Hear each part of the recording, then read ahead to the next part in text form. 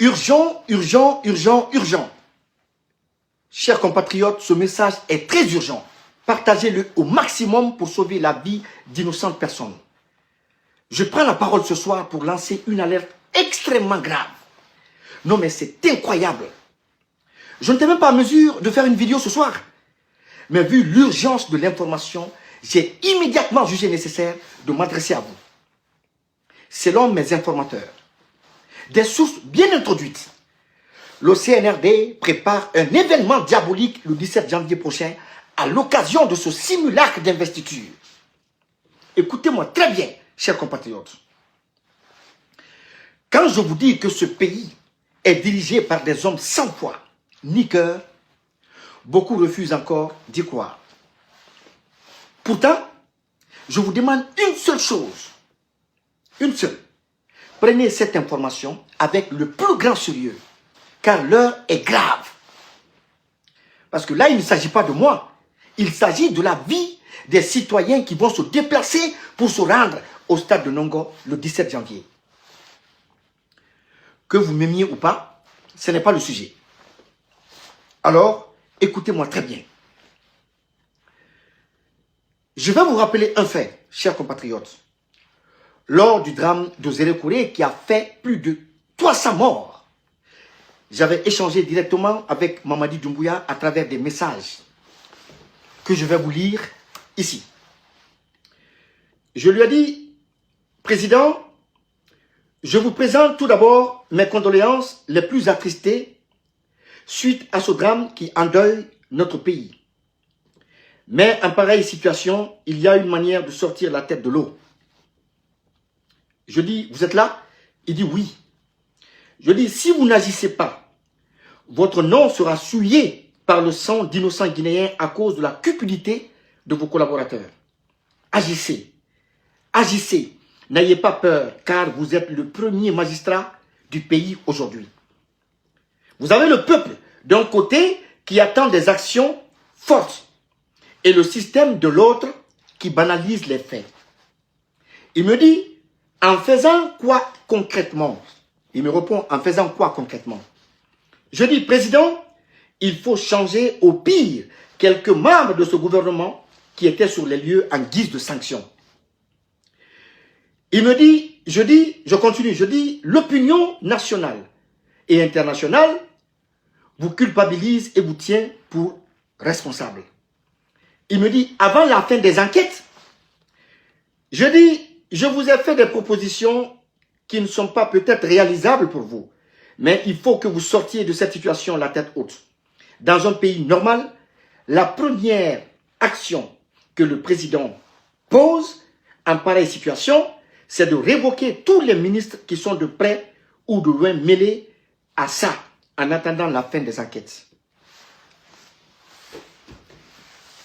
Après tout, il s'est contenté de réagir par un simple pouce pour dire « OK ». Mais aucune sanction n'a été prise, aucune enquête n'a été menée pour situer la responsabilité de ses collaborateurs, pourtant foncièrement impliqués dans ce drame qui a coûté la vie à plus de 300 citoyens guinéens. Chers compatriotes, ma source m'informe avec assurance et insistance que le même scénario serait en préparation le 17 janvier au stade de Nongo. Écoutez bien. Pourquoi cela devrait-il arriver? Et quel est le modus operandi, c'est-à-dire le mode opératoire? Ma source affirme qu'au-delà des sacrifices d'animaux qu'ils font par centaines, leur pouvoir a besoin du sang de la masse. Je dis quoi? Écoutez très bien. Et informez les personnes autour de vous. Croyez-moi ou non, faites-en ce que vous voulez de cette information.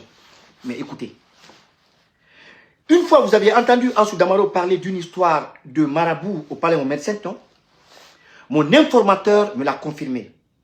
Il dit, plus il y a de sang, plus il garde le contrôle sur le peuple. Il me dit que les Tigui veut coûte que coûte conserver sa chose, quitte à sacrifier des centaines de Guinéens. Je dis, c'est qui que les Tigui? Il dit le black. Parce que nous, on l'appelait, moi je l'appelle le black. Il dit, après sa prestation de serment au stade, dès qu'il quittera les lieux avec ses invités, un incident sciemment provoqué par certains éléments déjà préparés plongera le stade dans une panique totale. Il continue, il dit, il y aura des coups de feu et ça sera le sauve qui peut. Il dit, dans cette panique, les gens se marcheront dessus et il y aura forcément des morts. Le lendemain, certains officiers déjà dans leur viseur seront arrêtés et accusés d'être à l'origine d'une tentative de coup d'État. Après, je lui dis, mais pourquoi est-il obligé de créer une panique au stade au point que ses propres supporters perdent la vie? Il me répond pour les deux raisons que je viens de te citer. Le sang pour le pouvoir et la chasse aux éléments qu'il suspecte au sein de l'armée. Parce qu'une information circule sur nous au sujet d'une éventuelle riposte venant du fils de Claude Pivy, Verny Pivy.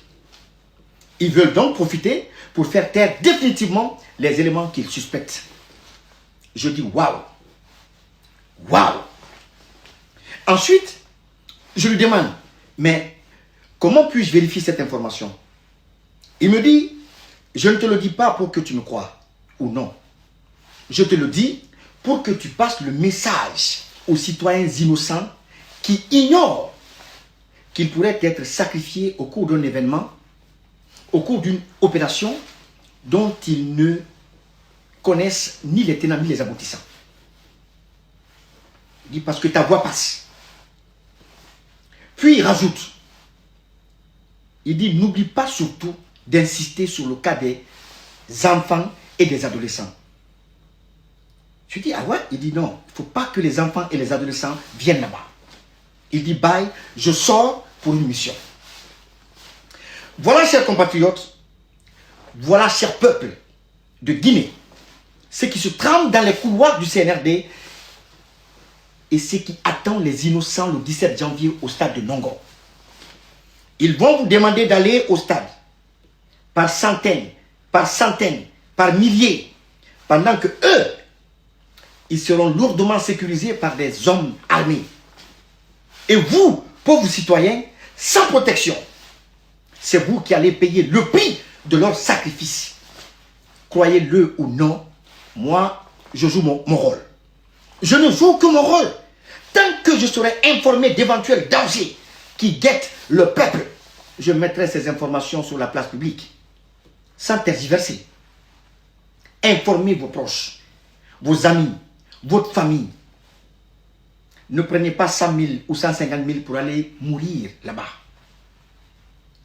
Les deux raisons pour lesquelles il y aura cet incident, mon informateur a insisté là-dessus.